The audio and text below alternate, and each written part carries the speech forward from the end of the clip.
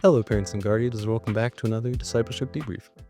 This past Sunday, CBC Youth continued our series in the book of Ecclesiastes, going through the first 9 verses of chapter 8 and then picking out one verse out of chapter 10 as well, to talk about the concept of respecting authority, respecting those who have been placed into positions of authority over us. And we got onto this topic because the preacher in chapter 8 says, very simply, keep the king's command. He says, keep the king's command because of God's oath with him.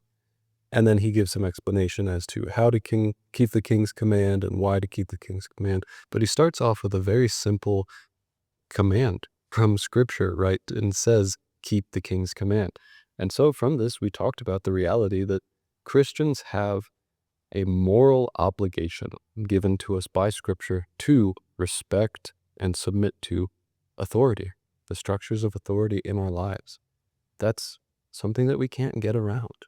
I called this in this lesson probably the most neglected moral obligation of Christians in our modern day, because we don't like to submit to authority. We wish that Scripture, when it told us to submit to authority, said, based on how much you like the person, submit to their authority, or if you like what the person's telling you to do, submit to their authority. But we don't find phrases like that. We simply find keep the king's command.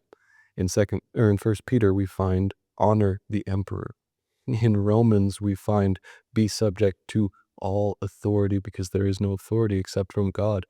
So we don't find leniency in Scripture where we get to pick and choose when to submit to authority and when to respect authority and when not to.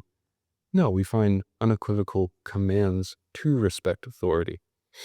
And so that was the first thing we had to cover, was the fact that the preacher, like the rest of Scripture, doesn't give a if and or but about it. He simply says, do this. This is a obligation placed upon you. And then, because the preacher is wise and he knows that we struggle with submitting to authority, he gives the reason, the why we have to submit to authority. And it's because, he says, keep the king's command because of God's oath with him. It's directly tied to the fact that God is the one who put the king into power. And so for us as Christians, we have to acknowledge that every time we submit to authority, we are submitting to that authority because, as Romans says, there is no authority except from God. So for us to resist authority is for us to ultimately resist God's authority, with the important caveats that if people try and lead us into sin with their authority, we do not have to submit to them at all, right? If someone tries to lead us to contradict Scripture with their authority, we do not have to submit to them. But in other cases, whether we like the person or not, Romans says unequivocally there is no authority except from God, right? Think of the Israelites. They had to submit to the Babylonian authority that God placed over them in all matters except bowing to idols, praying to kings. But in everything else, they submitted to the Babylonian government. The early church submitted to the Roman government in everything except for bowing to idols, praying to Caesar, rejecting Jesus as Lord. But everything else, they submitted. They lived within that structure. They were submitted to that authority. And so the reality is that we, being subject first and foremost to God, are then also subject to the authority that God has portioned out. That's why we are subject to all of these things. God is in control, whether it's someone in authority that we love, whether it's someone in authority that we hate, God is in control. And so the moral obligation stands, right? And then the preacher, again, understanding how hard this is for us, gives us how. He gives us a couple phrases of how we exercise this respect and submission to authority that basically boil down to self-control with how we speak and how we act in front of someone, accepting correction from someone, and then controlling our thoughts about some, right? We need to not be hasty in how we act with people in authority. And I'm sure the students could relate with stories of their own. I'm sure you can relate with stories of your own, of instances where you've been far too quick, far too hasty with someone in authority, whether that be a parent or a teacher or a boss or whatever, and you've acted too quickly, spoken too quickly, made things worse for yourselves, right? So yes, we need to not be hasty with how we act. The second thing the preacher gives is that we need to be willing to accept correction from those in authority. He says, do not stand in an evil cause. And this, again, very important, because a lot of times when people in authority speak out against something we're doing, our first reaction is either, whatever, we shrug it off, or who are you to tell me what to do? And we, again, shrug it off, right? We either treat it as unimportant or offensive.